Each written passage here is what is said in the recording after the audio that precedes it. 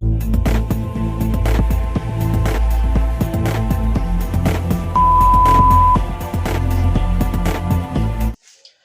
Morning friends, एक बार फिर से मेरे YouTube channel chemistry with E.R. Satish Kumar में आपका स्वागत है।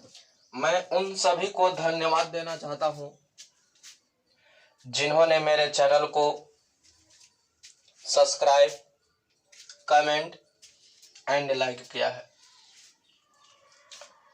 अगर अब हम बात करें तो हमारा जो चैप्टर चल रहा था वह सरफेस केमिस्ट्री था, यानी बोले तो पृष्ठीय रसायन, जिसमें हम लोग लास्ट जो टॉपिक हम लोग पढ़े थे अवशोषण और अवशोषक के बारे में पढ़ चुके थे। आज अगर हम बात करें तो आज हम इसमें आगे की ओर बढ़ते हैं। तो चलते हैं हम लोग आगे की ओर। चलिए, अब आता है बाबू कि आज के जो टॉपिक जो होगा थोड़ा उसको ध्यान से देखेंगे।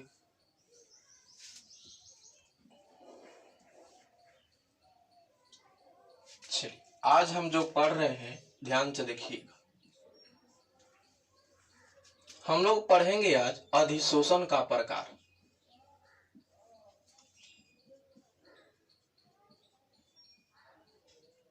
अधिशोषण का प्रकार। अगर हम बात करें तो ध्यान से देखिएगा, अधिशोषण जो होता है बाबू दो प्रकार के होता है। पहला जो होता है भौतिक अधिशोषण,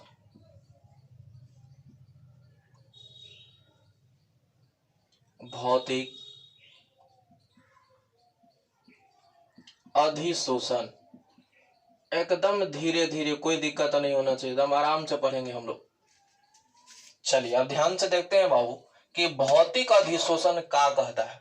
तो सबसे पहले हम लोग समझ लेते हैं इसको, बात को।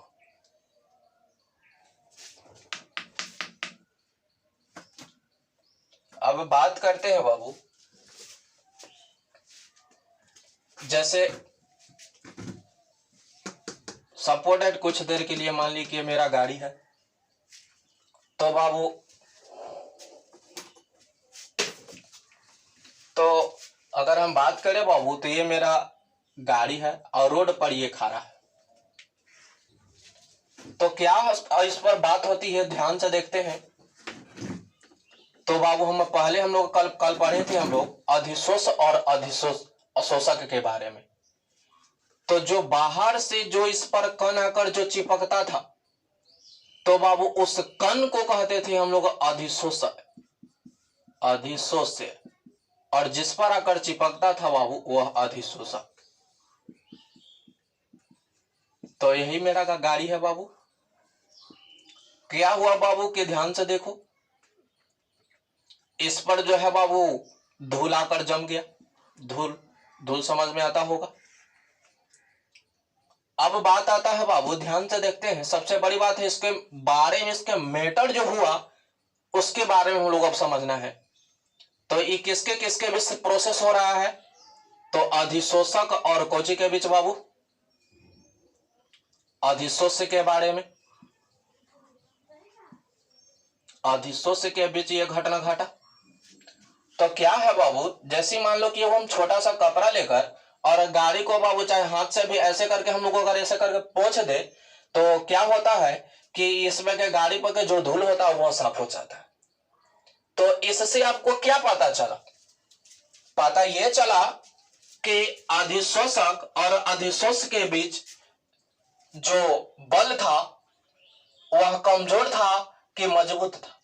अगर मजबूत होता तो ऐसे हाथ से हम लोग करते तो क्या वह धूल साफ हो जाता, नहीं होता।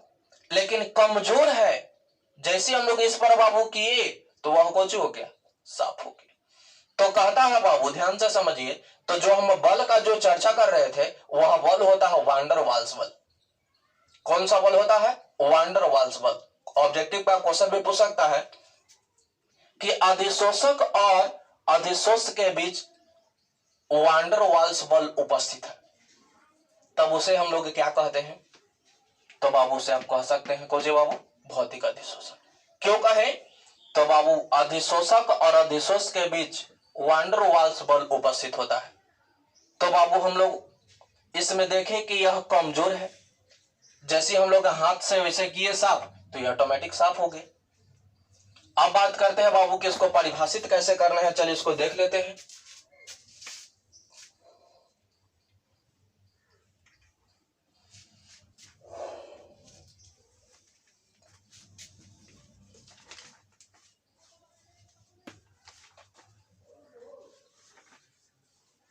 भौतिक अधिशोषण किसे कहते हैं? तो जब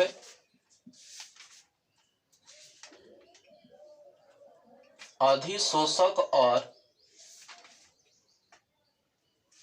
चलिए ऐसे करके इसको ना करके हम लोग ऐसे करके परिभाषित कर ले तो और बेहतर लगेगा। वैसा अधिशोषण वैसा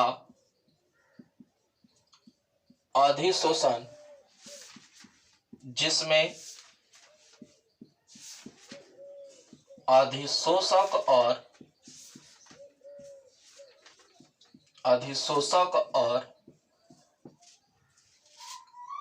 अधिशोष के बीच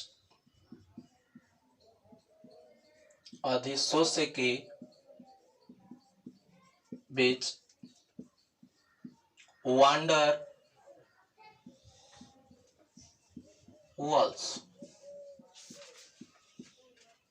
वाल्स बल उपस्थित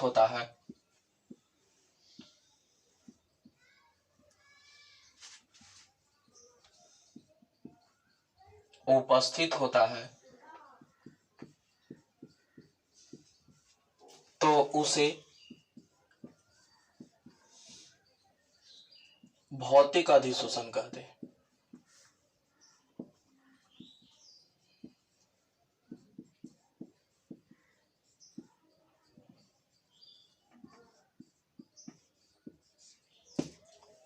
एक बार फिर से समझ लीजिए, भौतिक अधिशोषण किसे कहते हैं?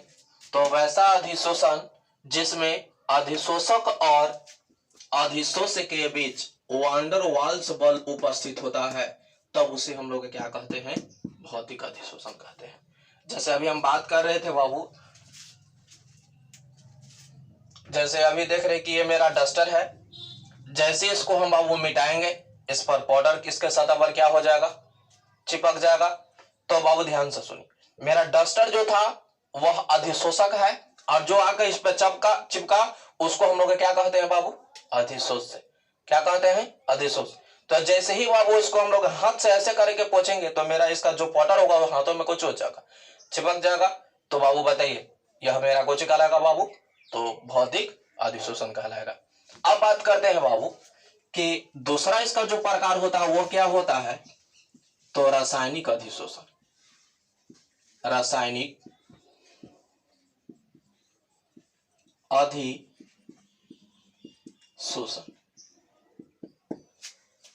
अब ध्यान से समझिए,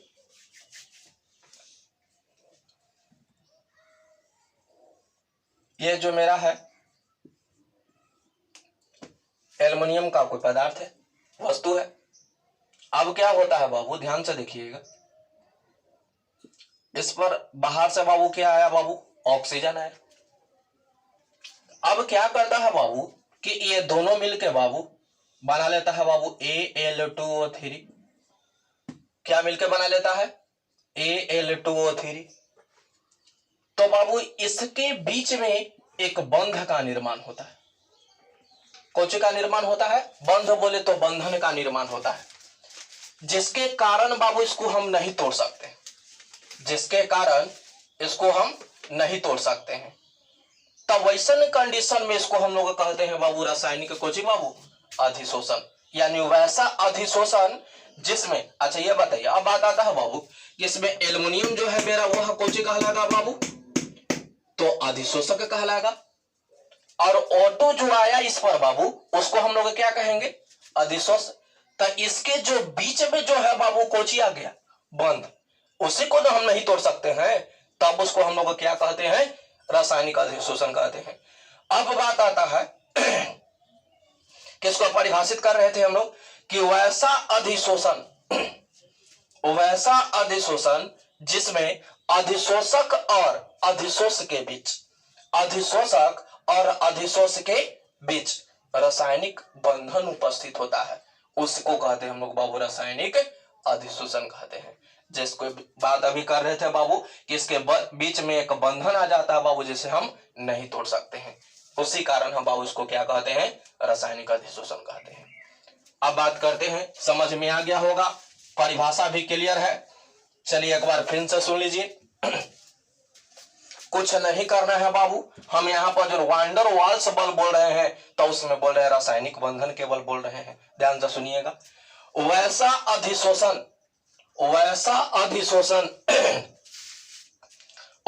अधिशोषण जिसमें अधिशोषक और अधिशोष के बीच अधिशोषक और अधिशोष के बीच रासायनिक बंध उपस्थित होता है, चाहे रासायनिक बंधन उपस्थित होता है, उसी को हम लोग कहते हैं बाबू को जी रासायनिक अधिशोषण।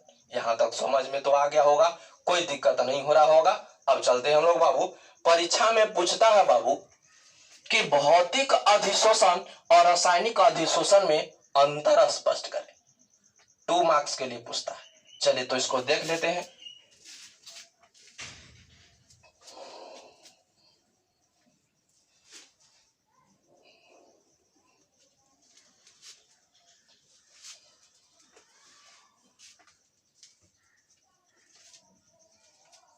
क्वेश्चन मेरा है भौतिक अधिशोषण और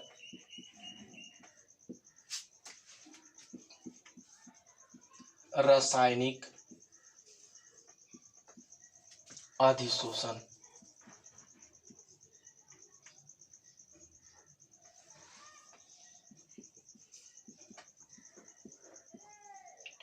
में अंतर स्पष्ट करें।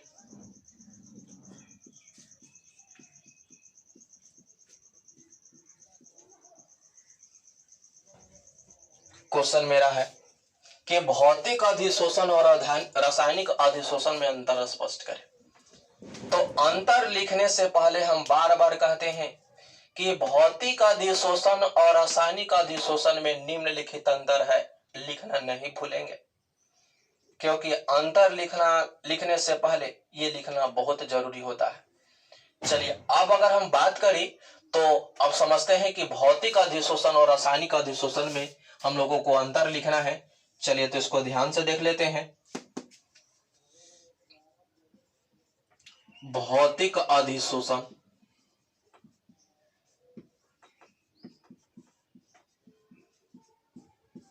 और एक दाने बाबू रासायनिक अधिशोषण।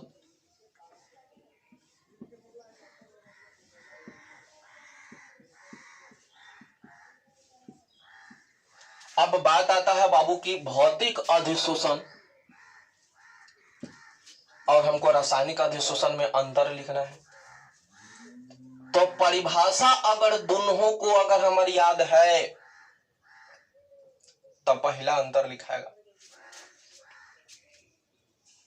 इसमें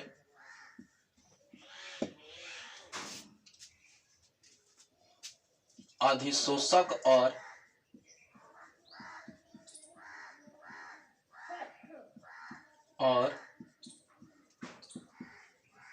अधिशोष्य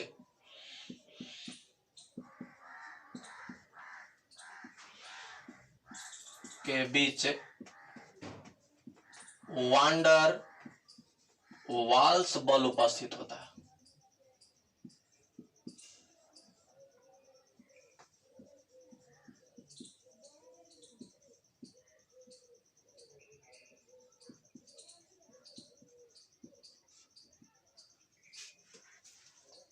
क्लियर होगा, परिभाषा से लिखे हैं। इसका सेकेंड यानी फर्स्ट पॉइंट कहता है कि इसमें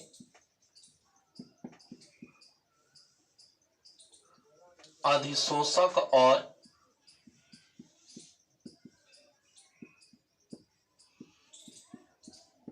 अधिशोष्य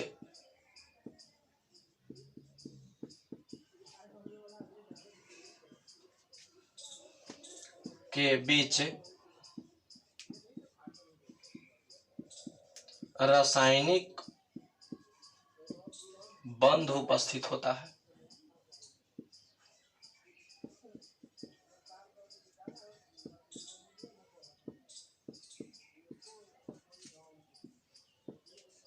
क्लियर होगा, कोई दिक्कत नहीं होना चाहिए। इसमें अधिशोषक और अधिशोष के बीच रासायनिक बंध उपस्थित होता है। क्लियर है एकदम। अब चलते हैं हम लोग बाबू नेक्स्ट पॉइंट की ओर। यह है उत्कर्मणीय होता है।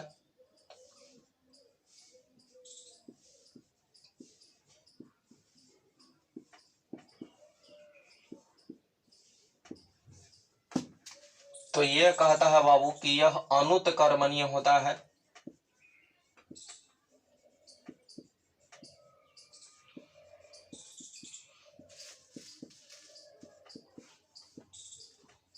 मतलब समझ में आ रहा होगा। एक ओर से दूसरी ओर और दूसरी ओर से पहली ओर। तो सारे पहले ओर और दूसरी ओर है कोई चीज। जैसे आप अगर हम ठेठ हिंदी में बात करें तो आप बर्फ के तो नाम जरूर सुने होंगे।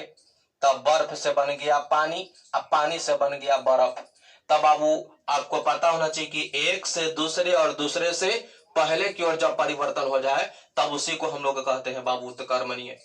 अनुत्कर्मणीय माने एक से दूसरा और परिवर्तन हो गया तो दूसरा से पहला और परिवर्तन नहीं होगा, तो इसको कहते हैं हम लोग बाबू को जी अनुत्कर्मणीय।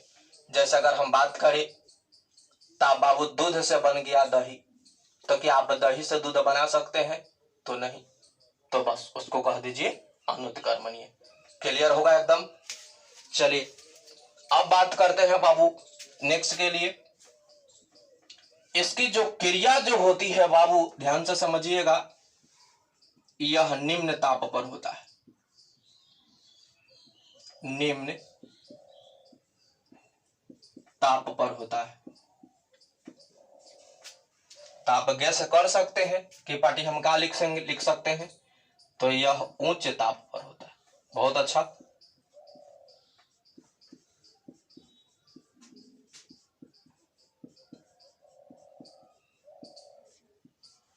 चलिए बहुत अच्छा। चलिए अब नेक्स्ट की ओर चलते हैं हम लोग।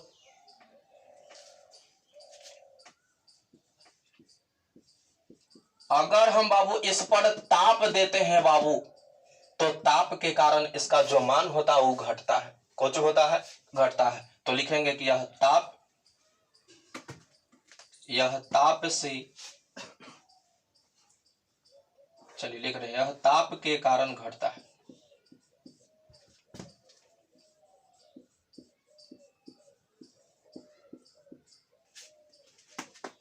ये पार्टी क्या लिखिएगा, तो यह ताप के कारण बढ़ता है।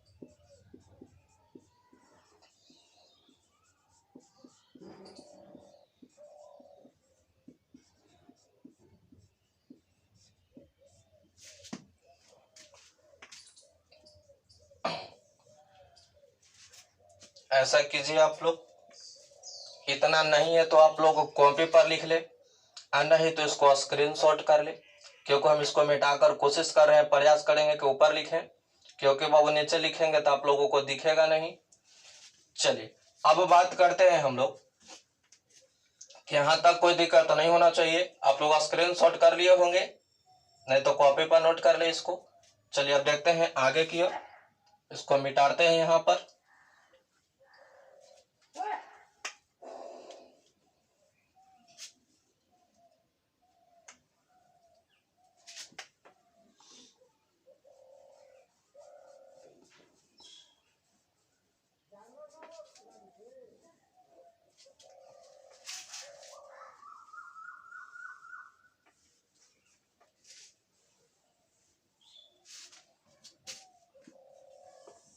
चलिए हम लोग 4 पॉइंट तक देख लिए थे।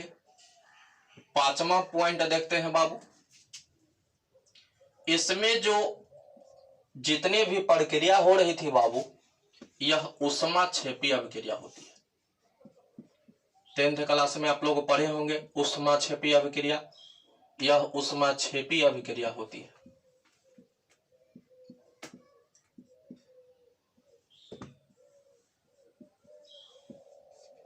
तो गैस कीजिए बाबू इस पार्टी क्या हो सकता है।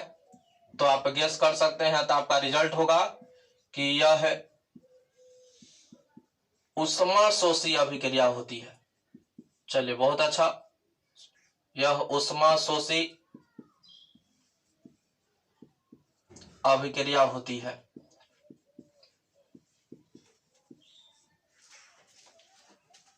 और छठा पॉइंट ध्यान से देखेंगे बाबू, परीक्षा में 2 मार्क्स का पूछेगा बाबू, जो आपको याद है आराम से लिखे, कोई तकलीफ नहीं होगा।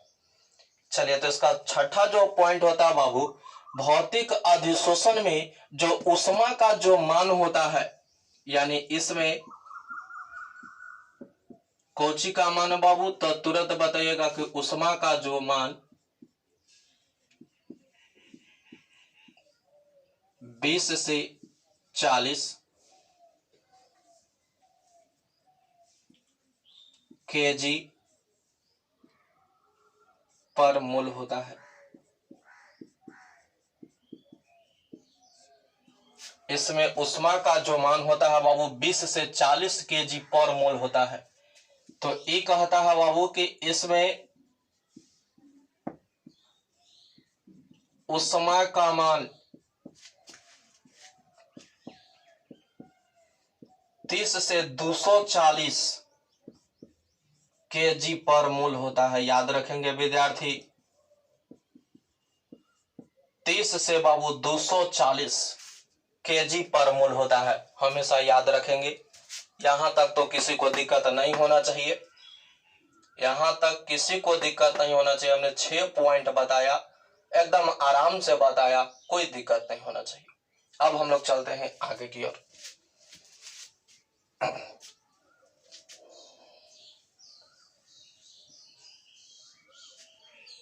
एक 2 नंबर का अंतर और पूछता है बाबू, वह क्वेश्चन से हम आपको परिचय करवाते हैं।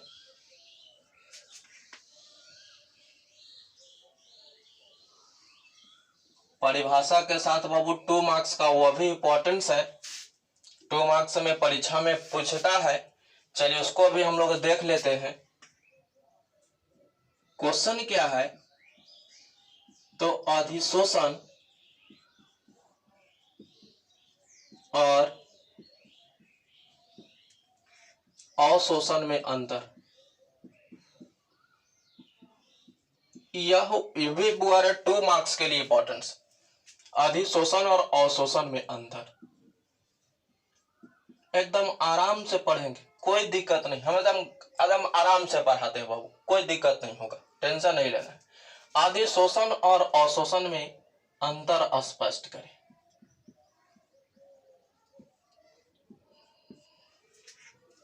तो अधिशोषण और अवशोषण में निम्नलिखित अंतर है, लिख लेना है। उसके बाद एक दाने हेडिंग बनाना है कि अधिशोषण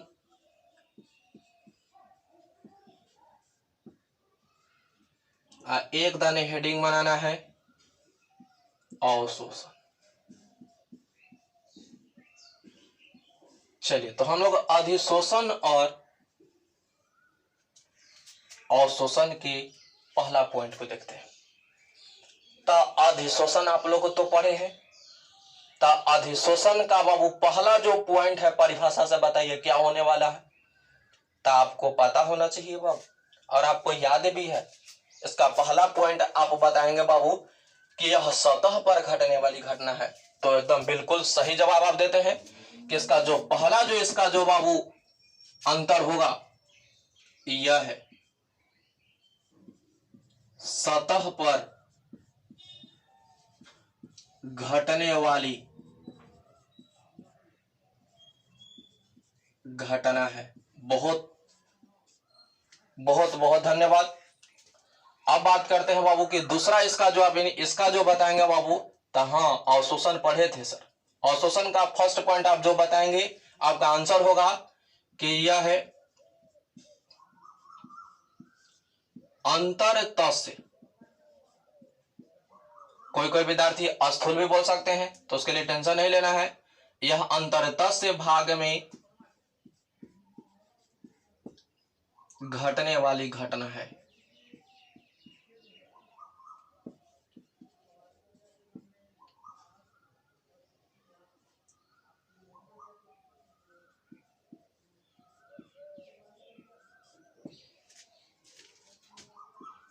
यह भी जो होता है बाबू, यह उत्कर्मणीय होता है।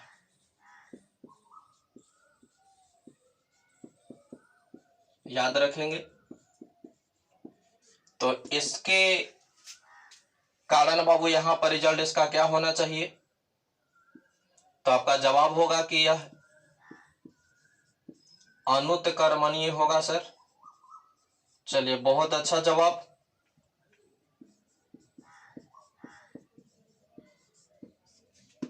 चलिए, तीसरा जो पॉइंट्स आपको परिचय करवा रहे हैं, इसको ध्यान से देखिए। तो इसका जो बात अगर बाबू थी, इसमें जो कण होते हैं बाबू, वह कहां पर चिपकते हैं बाबू? तो सतह पर, तकोजी के, ठोस के। चलिए, तो इसमें द्रव या गैस के कण ठोस के सतह पर चिपकता है। बहुत अच्छे तरह से इसको समझ में आ गया होगा। इसमें द्रव या गैस के कण कोचे में बाबू सतह पर चिपकता है। चलिए, बहुत अच्छा। यह है संपूर्ण भाग में घटने वाली घटना है बाबू। समझ में आ रहा होगा कि क्या कहा बोल रहे हैं बाबू? कहा कि अंदर में होता है बाबू, तो थोड़ा सा में जगह में नहीं, पूरा में होता है। तो यह संपूर्ण भाग में घटने वाली घटना है।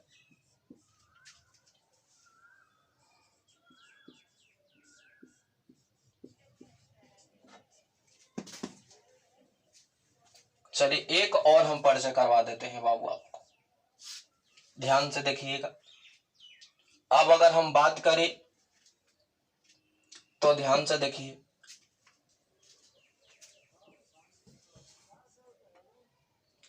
यह है तीव्र गति से होता है।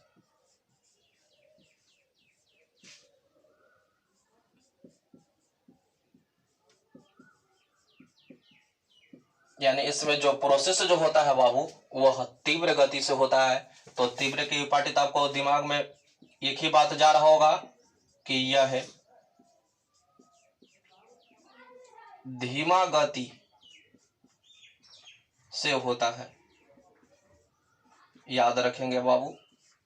ये आपका 4 पॉइंट हुआ, अधिशोषण और अवशोषण में अंतर। यहां तक तो किसी को दिक्कत नहीं हुआ होगा। अब चलते हैं हम लोग आगे की ओर। चलिए, एक बार परिचय करवा देते हैं बाबू एक बार फिर से। अधिशोषण और अवशोषण में अगर अंतर पूछा तो यह सतह पर घटने वाली घटना है, तो यह अंतरतस्य भाग में घटने वाली घटना है। यह उत्कर्मणीय होता है, तो यह अनुत्कर्मणीय होता है। इसमें द्रव या गैस के कण ठोस के सतह पर चिपकता है, तो यह संपूर्ण भाग में घटने वाली घटना है। यह तीव्र गति से होता है, तो यह धीमी गति से होता है। याद रखेंगे बाबू। अब चलते हैं हम लोग बाबू नेक्स्ट टॉपिक के साथ।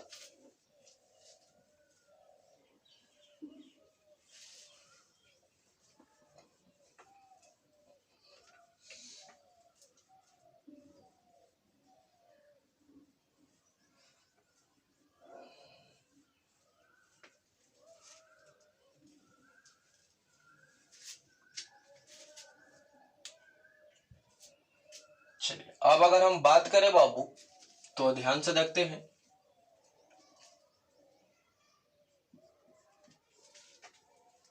अब हम लोग पढ़ेंगे उत्प्रेरक। सॉरी, उत्प्रेरक नहीं पढ़ के हम लोग सबसे पहले पढ़ लेते हैं उत्प्रेरण।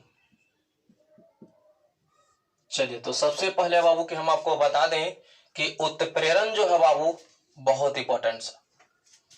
चलिए, आप ध्यान से देखते हैं। तो ध्यान से समझिएगा बाबू कि उत्प्रेरण आखिर कहते किसको है।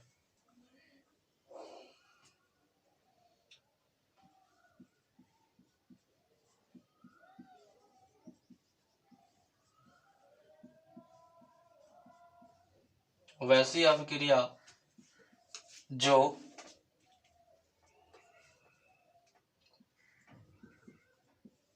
अभिक्रिया के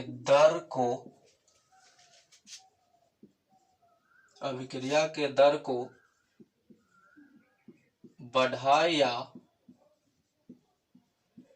घटा देता है,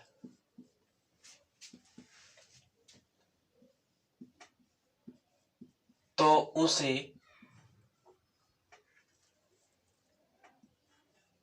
उत्प्रेरक कहते हैं। तो उसे क्या कहते हैं बाबू? उत्प्रेरक कहते हैं। और इस घटना को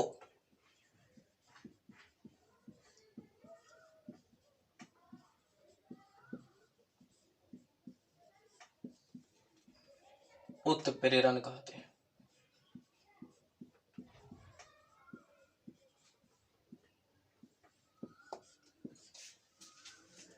याद रखेंगे बाबू, कोई पूछा आपसे कि उत्प्रेरण किसे कहते हैं, तो वैसी अभिक्रिया जो अभिक्रिया के दर को बढ़ा या घटा देता है, तो उसे हम लोग उत्प्रेरक कहते हैं। और इस घटना को हम लोग क्या कहते हैं बाबू?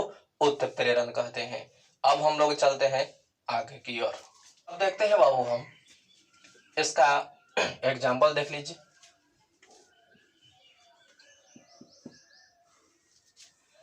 जो अभिक्रिया के दर या बुआरी अभिक्रिया के जो दर या बढ़ा या घटा देता है बाबू, उसको आप लोग उत्प्रेरक कहते हैं। सबसे इंपॉर्टेंट और मायने रखता है, ये लड़वाने का काम करता है। क्या करेगा बाबू कि 2 गो के लड़वा देगा और अपने लेके मजा मारेगा। समझ में आ रहा होगा? 2 गो के बीच लड़वा के और अपने साइड में खड़ा होकर देखेगा तो उसको मजा आता है कि हाँ लड़ रहा है, तो क्या मन में सुकून आता है। तो वही है बाबू उत्प्रेरक का काम। ये 2 गो के बाबू लड़वा के एकदम आराम से बैठे। तो वैसन के एग्जाम्पल ध्यान से देखिए। पीटी, एफी, एमओ, जितने सारे जो बाबू दिखाई दे रहे हैं बाबू, ये सब को हम लोग बोलते हैं बाबू उत्प्रेरक। तो आज बाबू हम अगर बात करते हैं तो ध्यान से समझिए। आज का जो मेरा क्लास होगा यहीं पर तक होगा, और हम लोग कल पढ़ेंगे बाबू उत्प्रेरण का प्रकार और उत्प्रेरक का प्रकार। इसका बारे में हम लोग कल अध्ययन करेंगे। तो आज का मेरा टॉपिक यहीं पे समाप्त होता है। Thanks for watching my YouTube channel Chemistry with Engineer Satish Kumar.